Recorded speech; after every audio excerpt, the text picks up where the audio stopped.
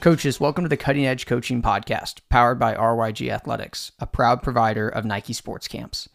The mission of this podcast is simple. We want to help coaches get better. We do it by connecting coaches with ideas and strategies they can implement to grow as a coach and a leader to ultimately better serve their players and teams. I'm excited to share a replay of my conversation with Alan Keane. Alan is a national team coach for the British Basketball Federation, as well as the co-founder of MVMT Sports. In this conversation, we dive into creating culture and maximizing performance and impact. And before we dive into the show, if you're interested in learning more about how we serve and work with coaches, head to the show details for links to get the free podcast notes, join our free online community of coaches, and get information on becoming one of our Nike Sports Camp directors. Now to the show. Enjoy.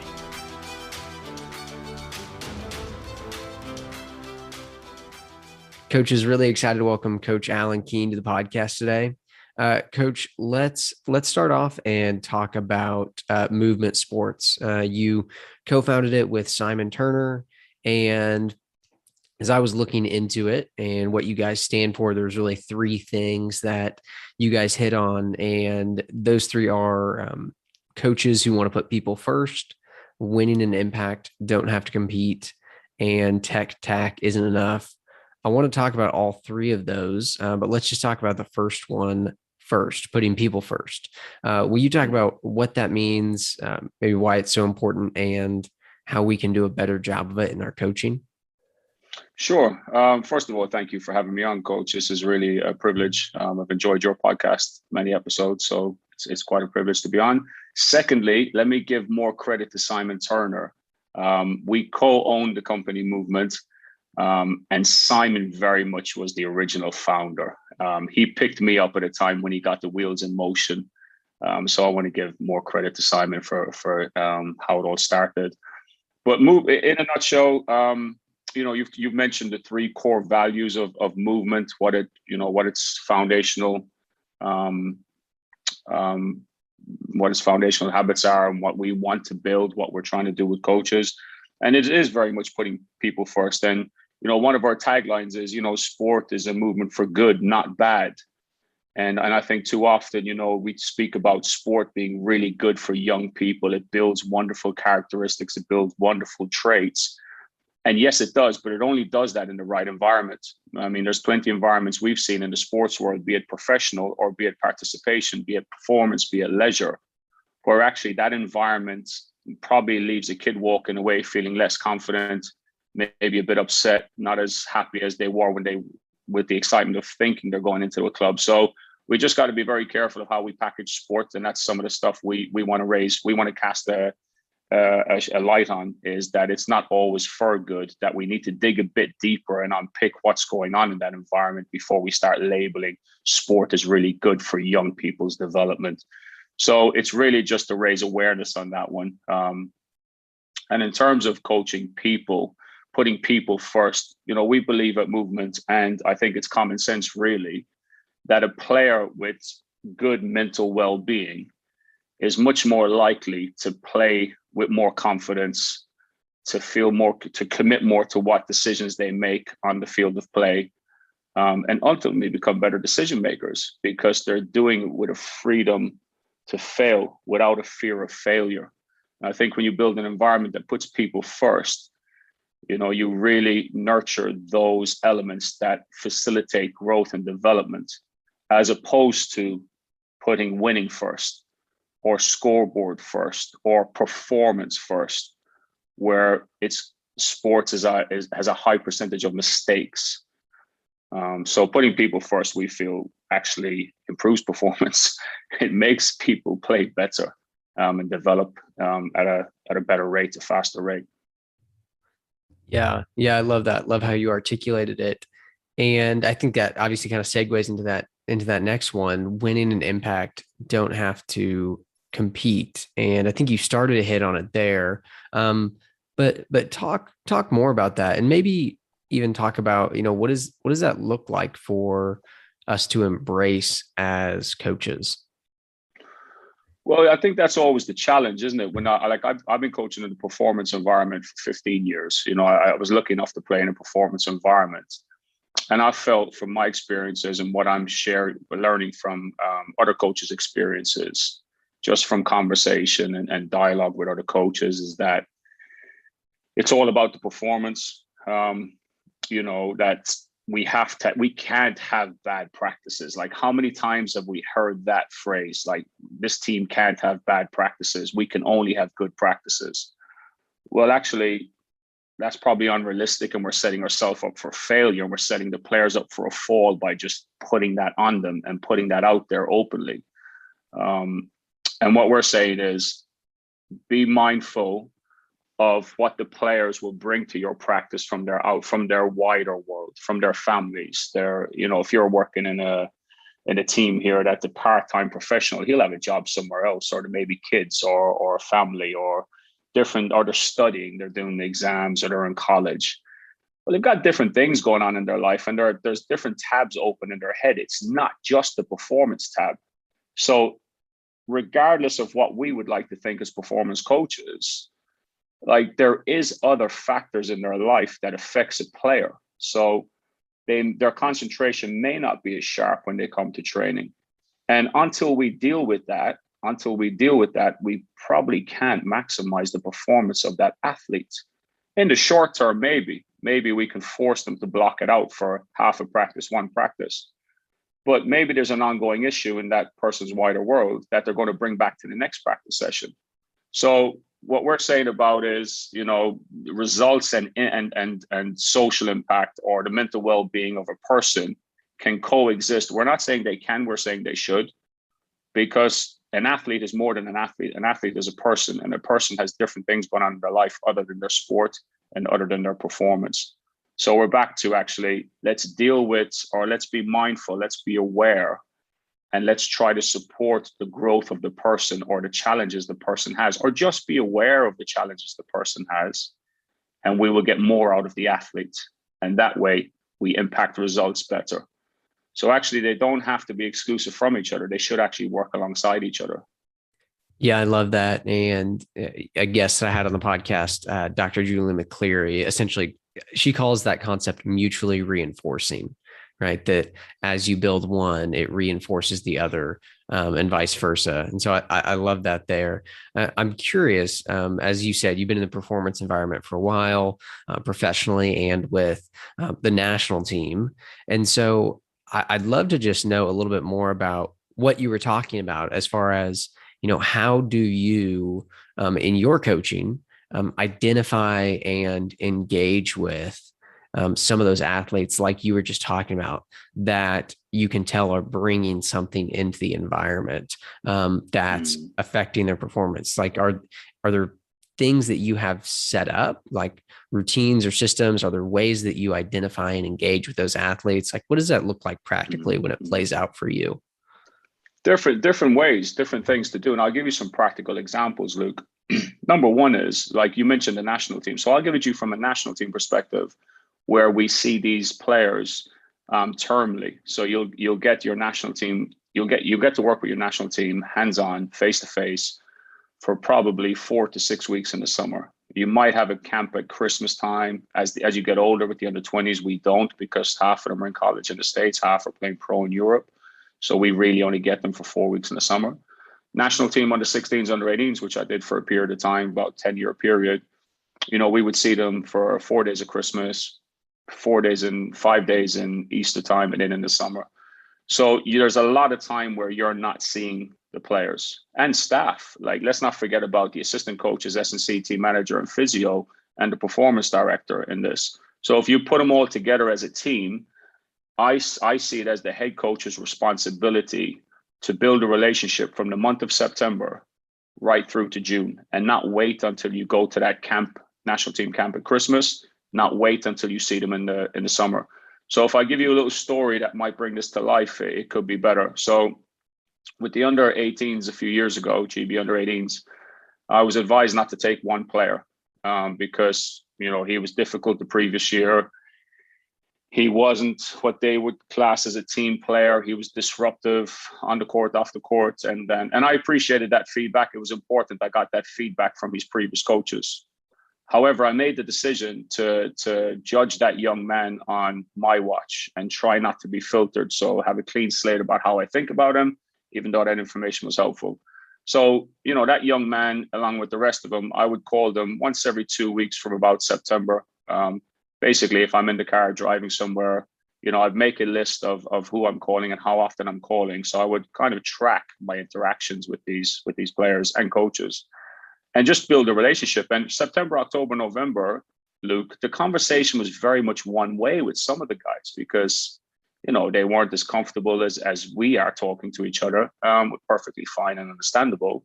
And you're just patient with that. By the time we get to the summer, to fast forward, that young man I just described to you went from being very standoffish for the first few months to, he'd answer questions, but that would be it. It was superficial. It was fine. I had to be patient with building a level of trust, him trusting me. And to make a long story short, we got to the European Championships and I selected that player and we lost the game. And I was being a performance coach and acting the way I do sometimes because I'm human. After a loss to Sweden, I was very quiet and kind of distant on the bus from the players.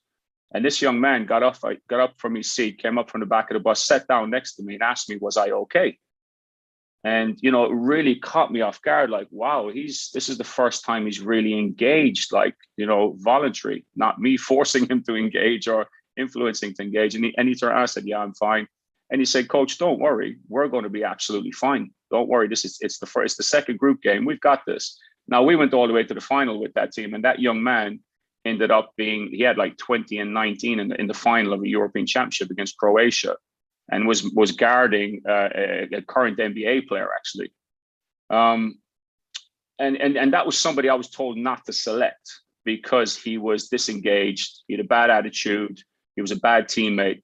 But it took an investment of 9 months of phone calls and very much one-way phone calls and just being patient with that in order to get to know that person and in order that person to get to know me and build a level of trust before I could coach him to play at his best. And it took 9 months investment. So that's one way. You pick up the phone, be present with the players.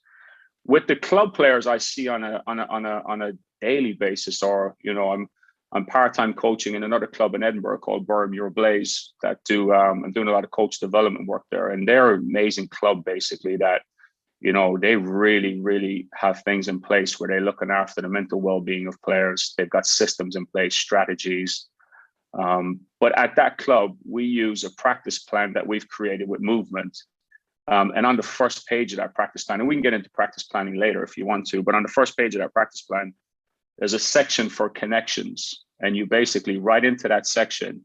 Now there's a space for 3 players, but obviously it could be more. And you write down the player's name and what message you want to connect with that player that evening. And every time I fill that out, Luke, I'd say 8 times out of 10, it's non-basketball related.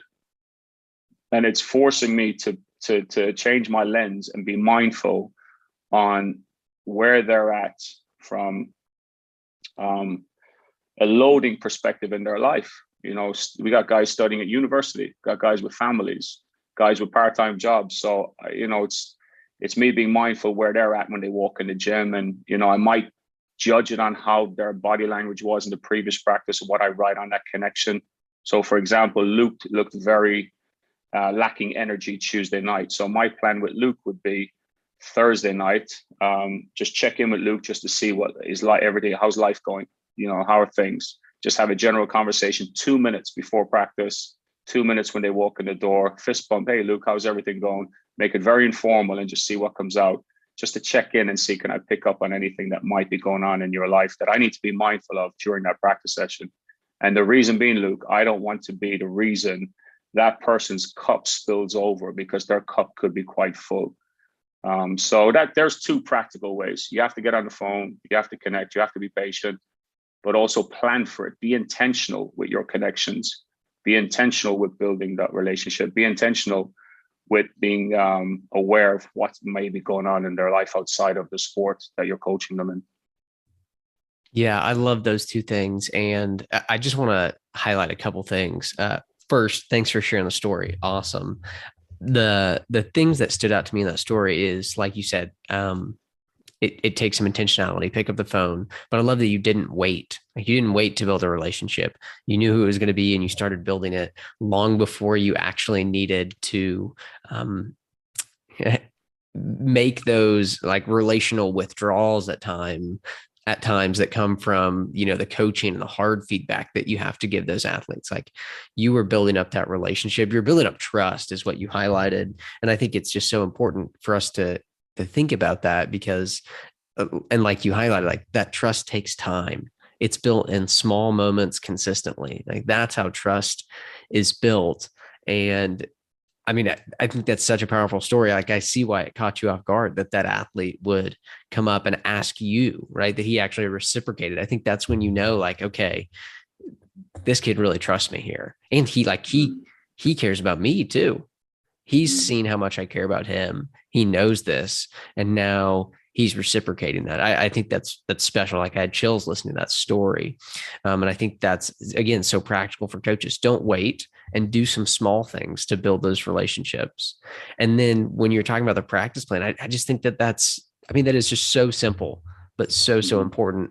And, I think maybe the most powerful part of it is, like you said, that it's intentional. We write it down, because I think we've all probably walked into a gym or onto a field to get ready to run a practice, and our mind is just consumed with it, right? Okay, I've got to get this set up. I'm thinking through how I'm going to teach this and explain this and we just totally forget about the people that are in front of us. But to actually write it down, to slow down and say, okay, the first things first, I'm going to make sure that I send these messages to these kids, because I think they need it today.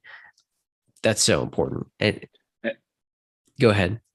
And I was just going to add to that, the importance of, I don't think we should ever underestimate the importance of writing down who you're going to connect with and what you're going to connect about. So I'll give you an example from last night. I have my session plan in front of me from last night, and there was 2 players on there I had planned to connect with pre-practice. And because pre-practice I was being pulled in different directions, I forgot to connect with those 2 players. So when we finished practice, it allowed me just to pull my plan out of my pocket, have a look, and go, oh, forgot to connect with Luke about that. Where's Luke? Now I'm finding him after practice. If I didn't have that written down, it probably would have escaped me. And as it turned out, I had a wonderful, I'm using using your name, Luke, just to protect the individual. But I had a wonderful conversation with him last night. And he told me stuff that he's having some real difficulties with university. So if I'd have known that before practice, maybe I would have coached him slightly different.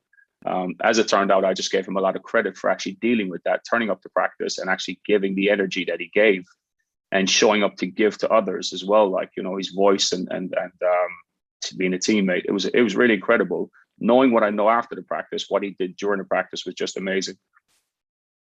Can I add to this? Can I add to this point? Is that okay? Absolutely. Yeah. Question I would like to ask, not for you, but like for coaches in general, like, if we're not being intentional about raising our awareness of the lives of the players we coach and knowing more and investing time to build a relationship, which could take 9 months, like that young man I gave you an example of. If we're not doing that, then the question remains, why aren't we doing it? And I want to be very transparent about my thoughts on that. And, we hear the term emotional labor being used. And it's exactly that. Like, it takes an investment of your energy, your time, obviously, to actually plan to pick up a phone call to call the national team players on a rotational basis. So they all feel like, and I didn't get this right, by the way, that team I had in 2019, like, I looked back on all the people, I basically make a check sheet. Every time I call someone, I would just tick it off. So, and there were certain players, my gosh, they must have felt left out of that team, actually, because in comparison to 5 or 6 others who I called a lot more, and that was just poor coaching on my behalf. And, like I said, we're all making mistakes in this. And I look back and say, right, well, I've called that player 12 times over the past 9 months. I've only called this player twice, so, but what prevents us being intentional about it? It does take time. It does take effort. It does take energy, and it takes capacity. So like Cody Royal wrote a great book about the tough stuff and talked about the weight of coaching. Well, relationships carry weight, and they need capacity in your mind and in your heart. And I think it's really difficult to do. And I think the other part of this is it's a lot easier to tell somebody what to do this, do that, technical, tactical, finish the practice, hands in, go home, and switch off until the next practice. It's probably less demanding on your spirit to do that. But if you're going to do this right, you have to invest time. You have to invest in a relationship. You have to invest in that person's journey, not the player's journey only, the person's journey also. Yeah, I love that. I think that's so important and powerful that you shared that. I love that question. And as I was thinking about it, I think what underlies that question is, again, it's just like, why are you doing this, right? Why are you coaching? Why are you around these young people or these professionals? And hopefully it's to make a positive impact on their life. And if that's it, then we can't just only engage with those tech things. But before we talk about that a little bit, I just remembered something that I wanted to mention earlier that I forgot. With the story you shared, one of the most powerful parts of that story was you had coaches advise you not to take him. And I love what you shared about you decided to give him a clean slate. I think that is something that we could all take, because coaches talk, right? We're connected with coaches that athletes have played for.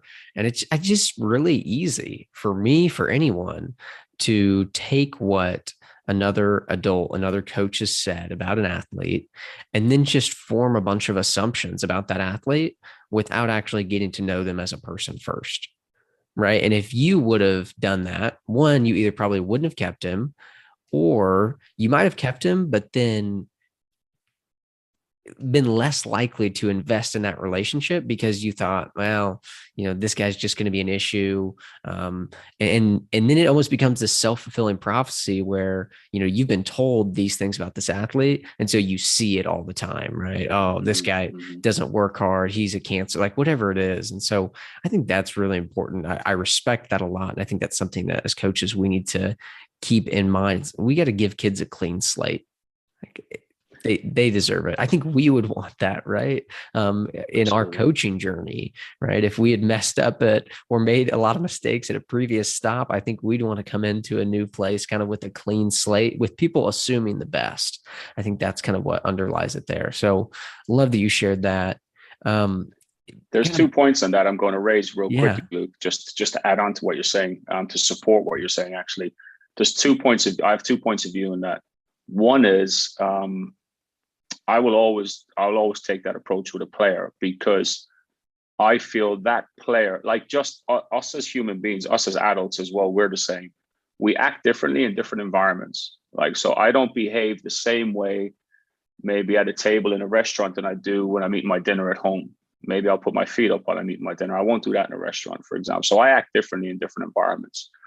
And and if I cross that over into our sporting coaching world, I believe that players take the shape of the environment you set. It may take time for them to realize what's acceptable and unacceptable.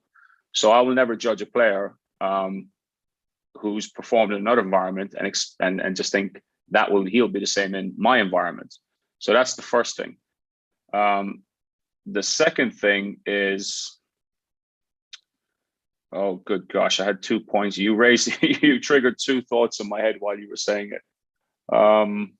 One is the filter. I don't want the filter. And the second one escapes me. So we'll come back to it. But I think that the first one's really important. I'm not going to judge somebody else based on what they've done in your environment. I'm going to judge them based on what they do in my environment, because what you ask them to do and what I ask them to do could be different. So we get different versions of that person.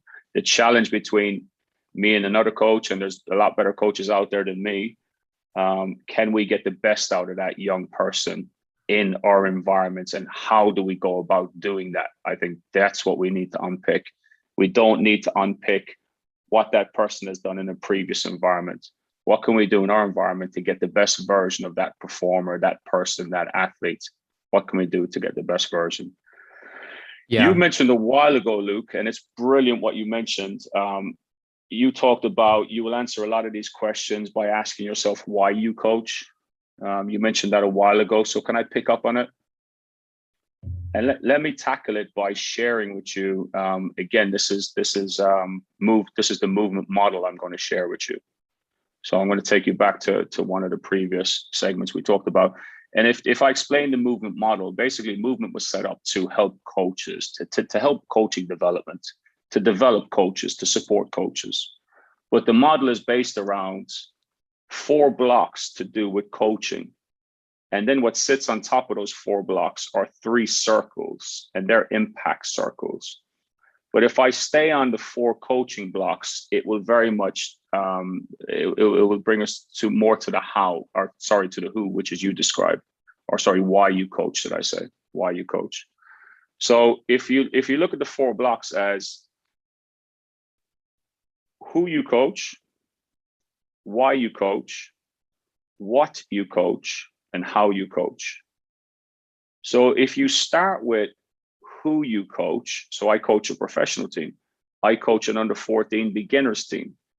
If you look at who you coach, you will be able to shape better why you coach. So I do coach I'm part of a professional team here at the moment, and I do have a slightly different lens when I'm coaching that team, as opposed to when I'm supporting our under 14 coach at Bermuir Blaze, coach that team, just because of the nature of who we're coaching.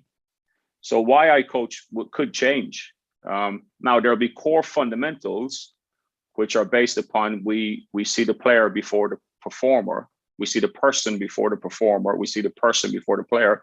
There's all those core principles that will underpin very much why you coach, but then the why can take a different strand. And what makes, like, and then when we move on to the what you coach, which is the tech tack, and then the how you coach, which are your coaching methodologies. If we move along this direction, I think we're going in a healthy direction. If we make the what, the tech tack we coach, clearer by analyzing deeply who we coach.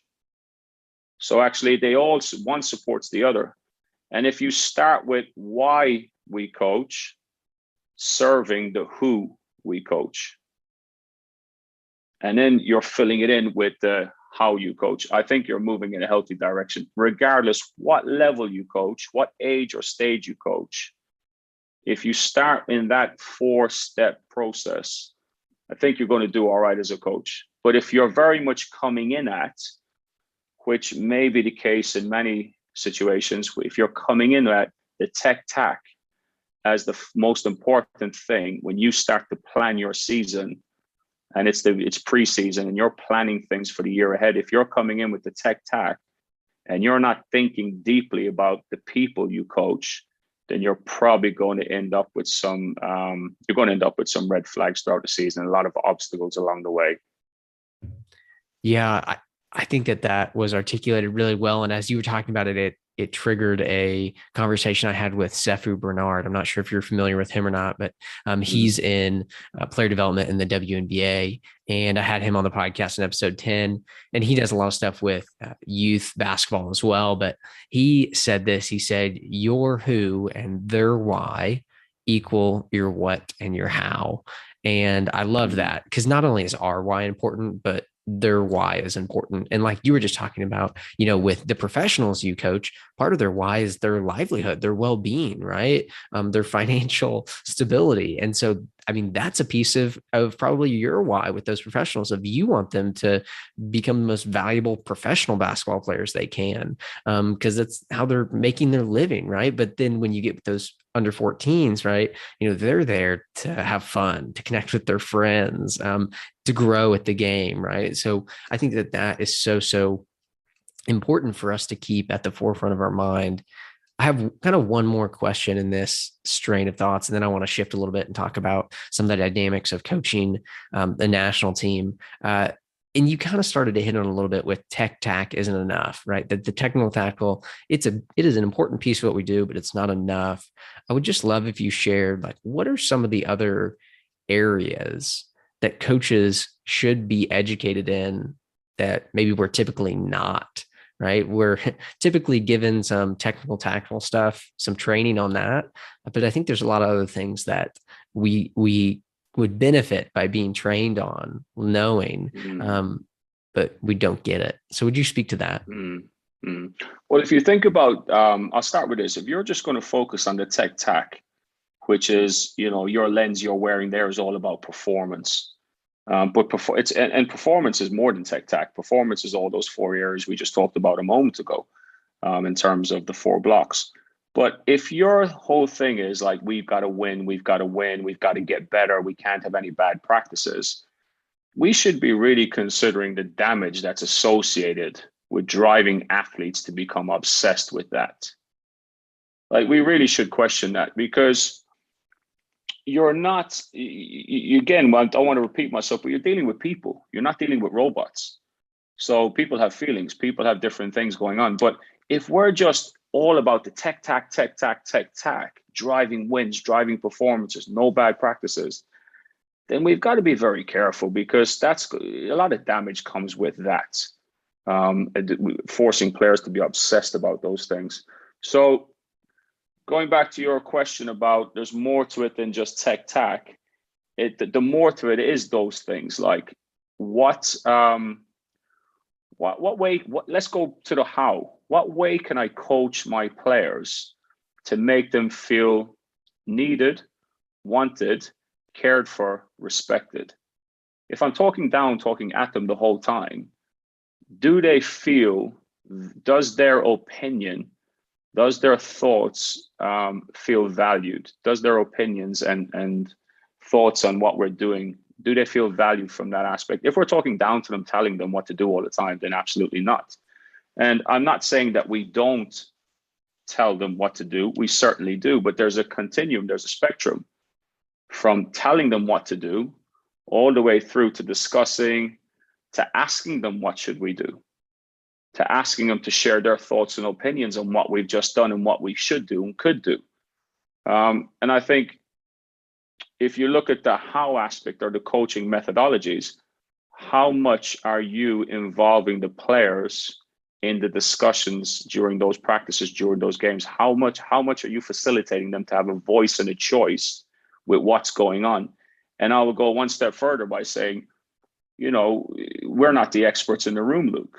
The players, and we've got to build the learning on the players in front of us. So for example, if you're playing on my team and I'm saying to you, we're going to defend a stack ball screen by triple switching, and you're not, like, that's too much for you, you're not ready for that, then I'm probably stunting your performance, which means I'm stunting your growth, stunting your development, which means I'm impacting your confidence, I'm impacting your desire to be there, and I'm probably embarrassing you in front of the other guys who can do it.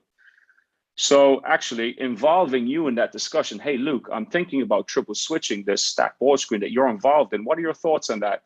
Coach, I have no idea what a triple switch is. I'm not ready for that. Can you show me at least? Let's have so now we have a conversation about it, and you have an opportunity to ask questions in a safe space, not in front of the teammates where I expose you in front of people. So having those conversations about what you're doing, what you're going to do, what you should do. I'll say one more. I learned more. I've done a lot of courses, Luke. I've had a lot of support from amazing people, like coaches who are way smarter than me. And I continue to get that support on a weekly basis. But I have never learned as much from anybody other than the players. And by asking them, what are you seeing? What are you noticing?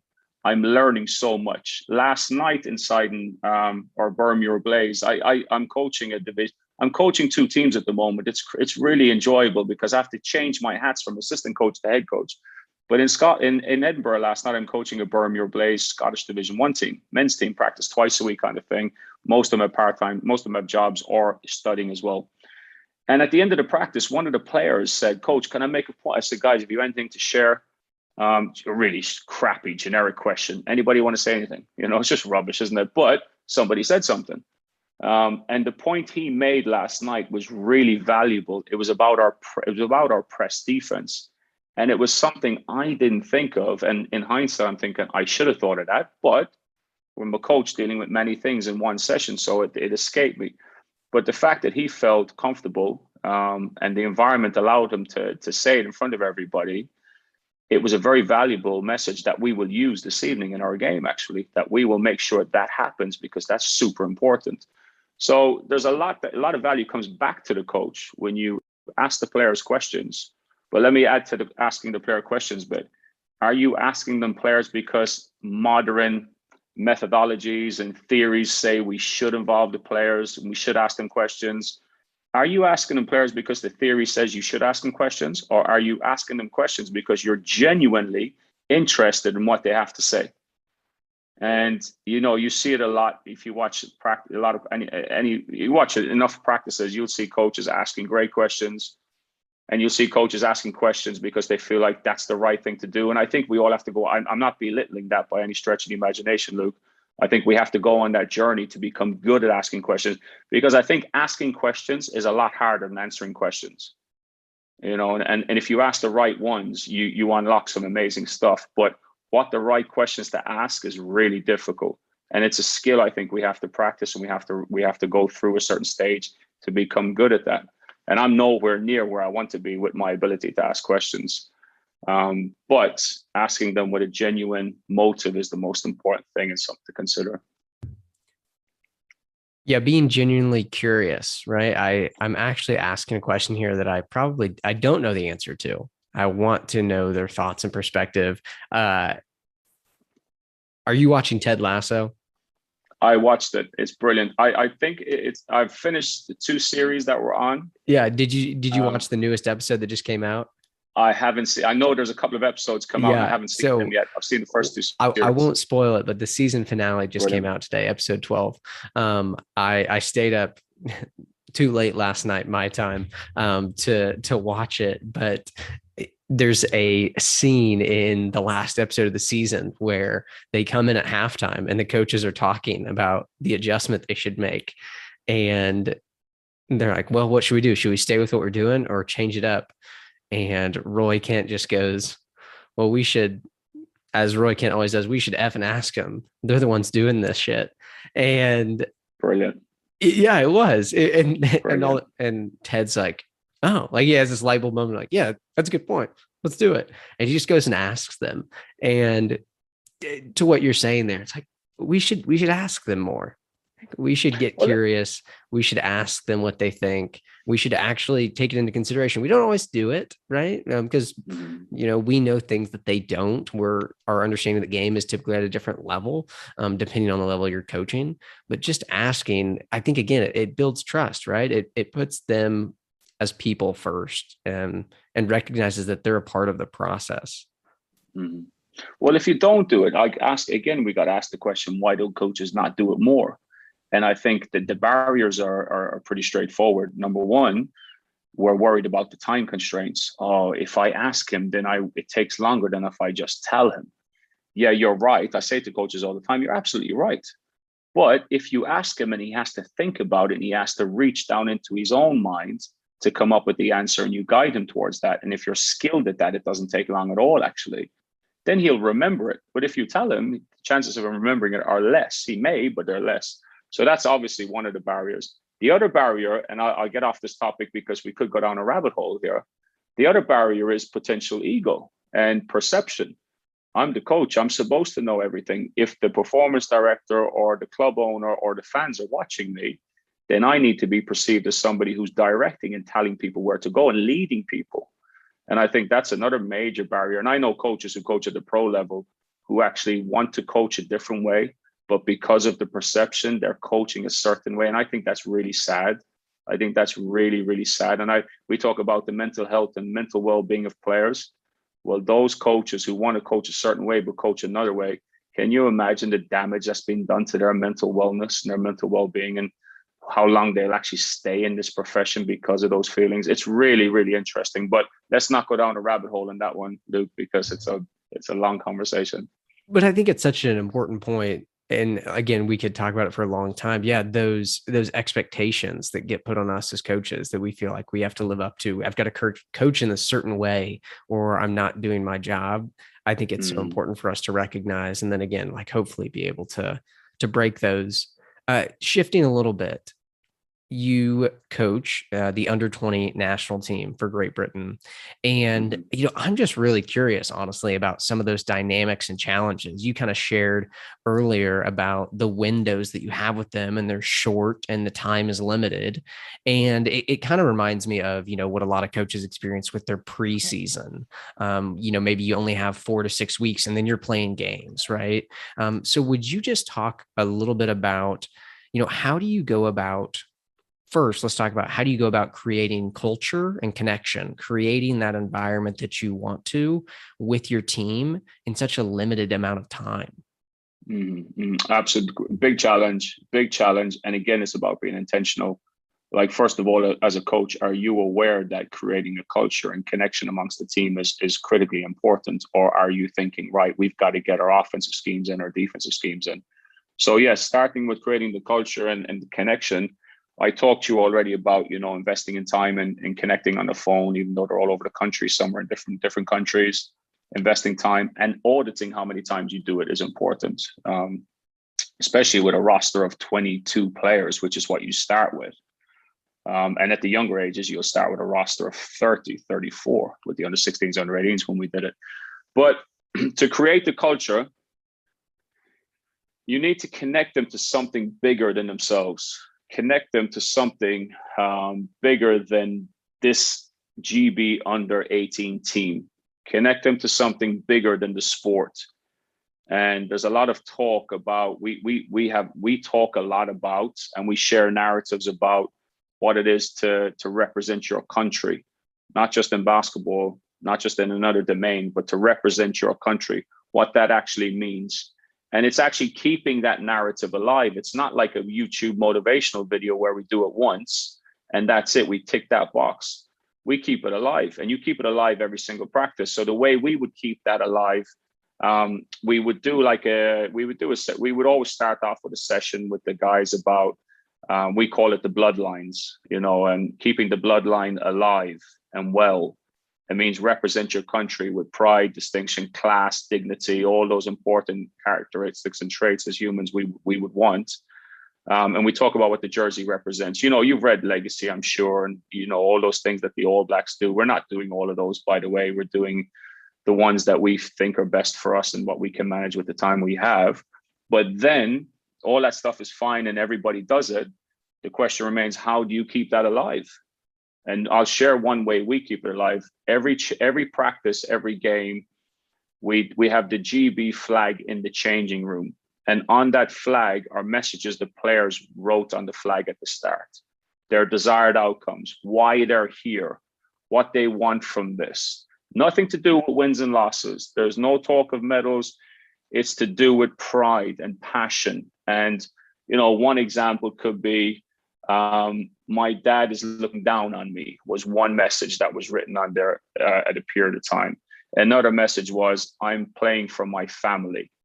I'm playing with my family. It was all these connection type of messages on there. And the players touch the flag every time they come onto the court for practice. They touch that flag every time they exit the change room. And whether in the games, it was the same. We'd come back in, we'd have our debrief. After a loss, everyone's feeling a bit down and the heads are hanging a bit, but we would remind them, don't forget to stay connected to that flag when you walk out this changing room. So it was a physical thing of touching the flag every practice, every game. Other ways we cultivated connection, I'm just trying to think of some ways. We would circle time. I remember we were in Macedonia about 7 or 8 years ago. European Championships, 6 players for the first time representing their country. And we get to Macedonia, we're staying in a really rundown hotel. It didn't look safe to even to you. There was a swimming pool in there, but guys were having visions of stepping into that swimming pool and being electrocuted. The tiles were broken on the floor. The food was the same. We had dried chicken and rice every lunch and every dinner for 2 weeks. We had dry cornflakes and toast with, it was routine, and it wasn't what the guys thought it would be. I'm representing, GB at the European Championships. They thought it was a whole nother level. They were staying in better hotels in the UK for training camps and stuff, and eating more variety of food. So we get there, and the heads drop down. Like, man, I bust a gut for this, and we had to reconnect them to actually why we're here and what we're doing here. So we did some circle time stuff, and let me just explain what the circle time was. And I think you got to be careful if you do this. You need to have a strong relationship with those players in order to go in this direction. But circle time was for us. We would go around the circle, coaches and staff included. When I say coaches, by the way, Luke, I mean the physio, I mean the team manager, I mean the S&C coach. So the physio is a head coach. He's a head coach if he's the main. Team manager is a head coach. S&C, he's a head coach. I'm their assistant coach. So we look at it that way. So when I say coaches, I mean all that extended staff. I'm not extended staff, all the staff. Anyway, we go around the circle, and everyone shares something we don't know about each other. That's maybe like, you know what, you didn't know this guy's about. So for me, I was like, okay, guys, I played the djembe, which is a West African hand drum. And I was doing it for 10 years in Camden Market every Sunday, and it was the happiest time of my life. And then basketball came in and took that time away from me, blah, blah, blah. So they didn't know that. They were like, wow, okay, didn't know that. And then we go around the circle the second time, and we share something that's funny or embarrassing to the point where we feel safe enough to share it. And one guy shared how he got a Malteser stuck up his nose as a child. They couldn't get it down, so he had to take it to the hospital and basically had to put a heat pad around his nose and melt it down. And everyone's having a laugh and a joke. And then we get to the third round, and the third round is a bit more sensitive. I was saying to the guys, okay, listen, if you're comfortable, I'd like you to share a moment that was very difficult in your life, and that you overcame it. And we know you overcame it because you're sitting here today representing your country. It's up to you what you want to share. If you don't want to share, there's no judgment. That will be fine as well. You can go in any direction you want with this. And that's a potentially dangerous thing to do as well. You've got to make sure that you got to know your group. You got to know your group, because what if one person says, I don't really want to share anything, I'm not comfortable? Well, will that person feel judged now by everybody else? So knowing the group, teeing it up the right way, super important. So we did it. We went around the circle. There was a couple of tears shed. Guys shared some really, difficult stuff. And we finished that with a group hug. Everyone hugged each other, and it just reconnected us to something bigger than the hotel, something bigger than the food, the dried chicken and rice every day. It just connected us back to something bigger than what we were feeling about the desires of being in a European Championship. And it fused us and brought us together. And that was the first week, Luke. Now, I used that moment in actually the semi-final. We played Montenegro in the semi-final that year of the European Championship. And before the semi-final, I walked into the change room, and my usual, game day plan, and I'm going to go in there and give a speech and talk technical, tactical, and then send them out with some motivation. I've changed how I've done it since, by the way. But not that I've anything, that there's anything wrong with that. I've just changed it. But I said, when I walked into that changing room, you could feel the tension. Everybody was on edge. Like, I'd not felt that before. So the semi-final, one step removed from the final, and basically we were in Division B at the time. And if you finish top 3, you get promoted to Division A. And that's always the goal. Actually, to get promoted is always the goal. Everybody wants that. The medal, gold, silver, bronze, nobody cares. Get promoted to Division A. So you're playing against Spain, Serbia, Russia, Turkey, all the big powerhouses. So when I walked into that semi-final changing room, it was a completely different team. Like, anxiety levels through the roof. You could feel the tension. And I walked in and I said, you know what? What I've got in this piece of paper right now is not going to add any value to what these guys need. I said, guys, here's the game plan today. And I ripped it up and I just put it in the bin. And I said, I want to reconnect you back to the first week we sat in that meeting room in the hotel. And we learned something new about each other. We had a laugh at each other because you had chocolate melt that needed melting out of your nose. And we had some deep-rooted stuff that was shared, some really difficult moments that you've all overcome. And I said, right now, this is just another moment that we will overcome. And we're getting ready for a basketball game. You guys have overcome a hell of a lot more difficult things in your lives than a basketball game. So I just tried to take the air out of the room with that way. Did it work? We lost the semifinal. It's not measured. And that's the thing, like, you're not measuring this stuff on results.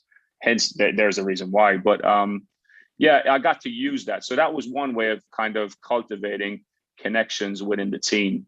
That's circle time. Sorry, Luke, I went on quite a long time. That was just one example. That was fantastic. And there's three things that just jumped out at me that I want to highlight. The first is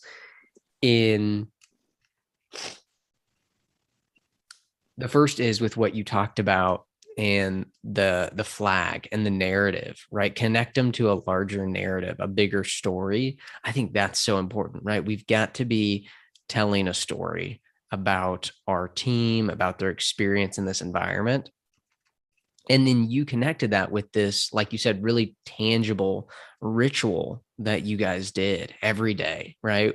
We've written these messages on the flag and we touch it every day. Like it is a part of who we are and what we do. It's in our DNA. I think that narratives and rituals, man, those can be so powerful in creating that environment. And then that third piece of what you shared with the circle time there, man, the vulnerability, that's about vulnerability and trust are reinforcing, right? You need to be vulnerable to build trust. And so, you facilitating that, being vulnerable yourself and then, giving players the space to do it, right? Again, like you said, you're in a crappy environment, not what they expected. I can imagine the attitude of those athletes when they are staying in a crummy hotel with crummy food. But to get them really connected to each other, I'm sure just change the rest of your time there. And it's huge.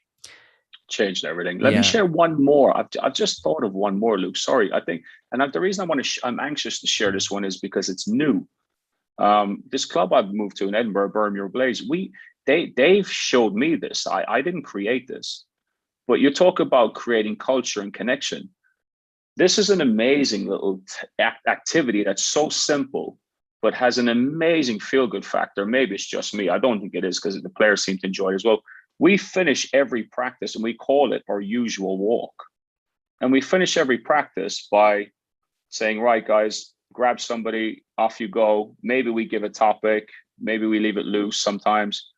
And we basically, I would choose, let's say we're on the court together, Luke. I would say, all right, Luke, I choose you.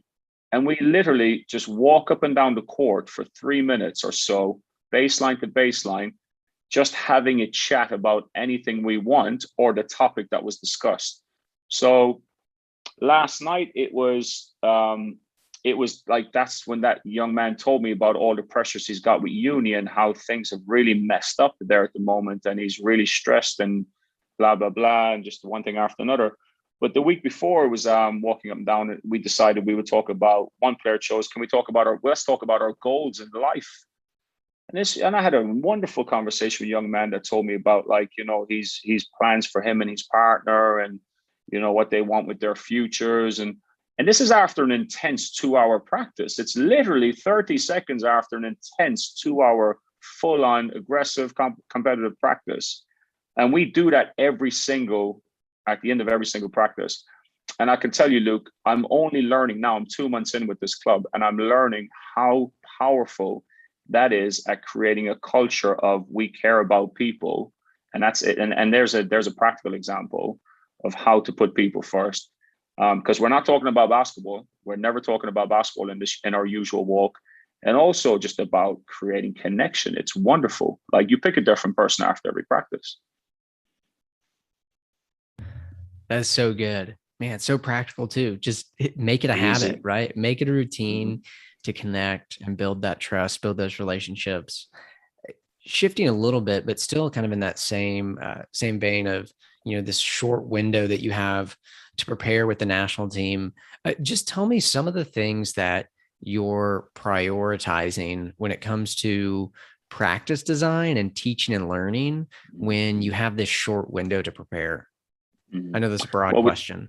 I'll narrow it down. I mean, in terms of what we do, short window preparation. We base everything from a tactical standpoint, because with the national team, you're not coaching a lot of technical details. You don't have that time. It's building a style of game. It's building your offensive schemes, your defensive schemes. We start with devising a player strengths and weakness document that we update after at the end of every day of camp. we got 4 coaches. We got 7 coaches sitting around a whiteboard discussing the strengths and weaknesses of each player based on what we saw that day. And their strengths and weaknesses, not as players what they did with their club, but players what they're doing within the national team environment, because it's obviously different. And their style of game basically emerges from what comes out of that. So Luke's strengths are he can shoot the ball, he's good, he gets out early in transition. His weaknesses are he's off ball defense, he doesn't see the ball play his man regularly as much as he should. His position vision anticipation is weak. So now we're able to shape how we're going to use you to maximize your strengths. It's all about maximizing players' strengths, but we're identifying the weaknesses to keep them away from those areas as much as possible. And again, I said to you a while ago, we start by building learning. Whatever we do, we're basing it on their previous experiences. What are they good at? What have they done before? What are they comfortable with? So Luke is a great on-ball defensive player. Well, okay, we're going to put him into full court defensive position a lot. We're going to pick up early. When Luke, Alan, Simon, Matt are on the court, we're pressing. When Jimmy, John, Mikey are on the court, we're not pressing. We're back into quarter court defense. So we're building what we did on their previous experiences, because I'm back to saying I'm not the expert in that, Jim. Neither are any of the coaches. The players are the experts. And we're going to use their expertise to shape the environment, the style of game, the offensive and defensive schemes. So we're prioritizing the strengths. Now, here's the balance when you coach a national team, Luke, and I have this conversation with the performance director for years, like especially with the GB under 20s, it's very simple. But with the GB under 16s, when they're 14 and 15 and 16-year-olds, we do have to think about their development, their cognitive development, their tactical development, their technical development, their physical development. So we do have a responsibility to develop their competencies inside of the style of game that we're playing as well. And there's a part of it, you will mold the style of game to actually their development, not necessarily their strengths. When you get to the GB under 20s, it flips a little bit more. You're building the style of game based on what they've done previously. So that's how you manage it in a short window in terms of style of game, in terms of what you do. And then I'll say this one. So to get to that point, what do? We start every single practice with 5-on-5. We do game warm-up and we go straight into 5v5 and we just work on different things in that 5v5. We're not doing 2-on-0, 3-on-0, horns down offense build up. We're going straight into 5v5 in the very first camp, very first session, and we're asking the players to self-assess and to assess each other. Because the culture we want to build is you need to have a voice and a choice on the floor. You need to be scanning and assessing. You need to be cognitively drained as more than physically drained when you leave the practice today. Because when we play Serbia, we need to be firing on all cylinders when it comes to the decisions we make. So we're very hot on the decision-making element. And the way we do it is we put them in situations where they have to self-assess, where they have to assess each other. So for example, we give them a whiteboard at the start of each practice. They write their opposition names on it. So you've got Luke and Alan who are on the national team together, but Luke's on the red team, Alan's on the white team. And now every timeout, every stoppage of play, where coaches are telling the players, go to your whiteboard, fill in your game plan. So I'm going Luke, shooter, poor off ball defense. Let's look to cut the tag. Every time he's tagging, let's look to 45 cut him, or let's look to baseline cut Luke every time. But we can't leave him alone. It's got to be long closeouts. And as a teammate, I'm talking to my teammates, writing this stuff on the board. So we finished 25 minutes of playing. We've got 2 scouting reports that the players constructed on these 2 whiteboards. It gives us a chance to see what they're seeing, what they're planning. And we build from there. You build from there. That's the very first session, very first day. But doing those type of activities, you can kind of maximize the growth and take them in the direction you want to go. Yeah, I love that. And, built into that whiteboard activity that you just shared is some good and probably some hard feedback for players too. When your building peer, connection, when your peer says like, this kid can't shoot, or this kid doesn't defend the ball well, it takes a little bit of it, and it's probably delicate. You got to manage the environment, but it takes a little bit away from you as the coach of just saying, hey, look, like these guys are playing against you, and this is what they're noticing is your weakness here. What do you think are some solutions for how, you can grow in here, or let me offer you some coaching on how you can improve your on ball or off ball defense. Because I think part of coaching is just helping, athletes identify where are they currently weak. Like you talked about, you and the coaches are sitting around identifying those strengths and weaknesses. But if they can be made aware of those weaknesses, even without you being the one to make them aware of it, I think that's almost, it's kind of a clever way to get to that place where you can really coach them and give them some hard feedback at times. Yeah, but it's all based around reality. I mean, there's, at this stage and age, those guys have had enough. They've had a lot of success in their clubs. Otherwise, they wouldn't be national team players. So, when it's reality, and you can't lie to them, you can't fool them, and they've got to be honest with themselves. You've got to help raise their awareness. It's a tricky one because most of those guys will come to you feeling like they should be taking 25 shots. They all feel like they should be playing 35 minutes out of 40. And then, 16s, especially, reality hits, and then you've got to manage that after. You definitely have to manage that. Be mindful of it before you do these tasks, and then be ready to manage it. Be intentional how you're going to deal with those issues that come up that you just mentioned. Yeah. Well, Alan, this has been fantastic. I have 3 really quick rapid fire questions for you that I ask all the guests, and then we'll hop off. The first is this: the most fun part of coaching is. The most fun part of coaching is coaching, and coaching is more than tech tack, as we've talked about, and getting to know people. Like our usual walk in Burn Your Blaze after every practice is one of the most enjoyable parts of the practice for me, because I'm engaging with people. People are letting me into their lives, Luke, and they're making me feel special because they make me feel valued, needed, wanted, respected, because they listen to what I ask them to do. But that's a two-way process. So I'll put it down to the relation. It's a bit cliche, maybe some will say, but I genuinely mean it's down to the relationships that I get to build. Yeah, that's so good. I wish I would have known blank before my first coaching experience. I wish I would have known blank before my first coaching experience. I'm going to say I wish. I'm going to say I'm not going to fill that in. I wouldn't fill that in because if I had known something, would I have approached it and made the mistakes I've made, which have been valuable learning experiences? Probably not. So I'd rather have it the way I've had it, maybe, and learn. I like learning from mistakes. I like trialing stuff. I like making errors. I'm comfortable with it, whether it's the pro team or, it's a coach development or it's a junior team. Those mistakes are important to me because I review stuff. I consider myself a strong reflective practitioner, Luke. So those moments are important for me. So I'm not going to fill that one in if that's okay. Well, I love it. I love the non-answer there. And at some point, maybe we need to do a part 2 and hit on some of those reflective practices that you implement, because I think that's powerful. Last one. I know I'm successful as a coach when. Oh, that's difficult. I know I'm successful as a coach when I meet VM Wadwa, I'm going to put his name out there, and I meet Lewis Bailey and Shaquille Raheem, and Dalvin and all those guys. When I meet those guys and in the street and they're in their mid to late 20s and they give me a hug.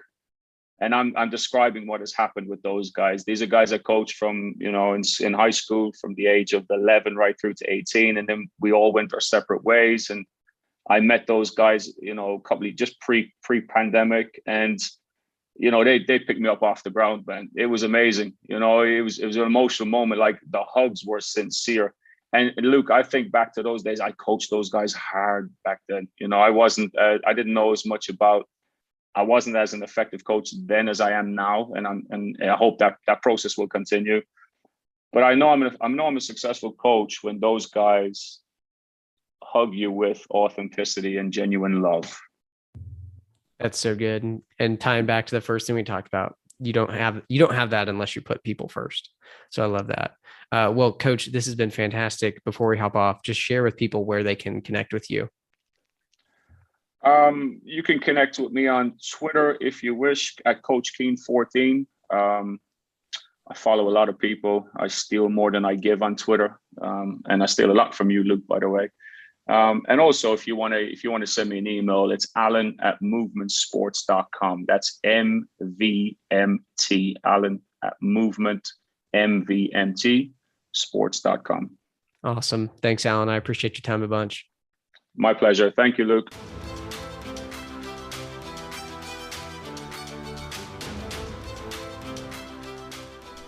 Coaches, thanks for listening to this episode of the podcast, and thanks to Alan for joining me. To learn more about Alan and his work, or to get a free PDF of the show notes, check out the links and the show details. And if you're interested in joining our free online community of hundreds of coaches, or becoming one of our Nike Sports Camp directors, you can also check out the links in the show details to learn more or join. Thanks for listening.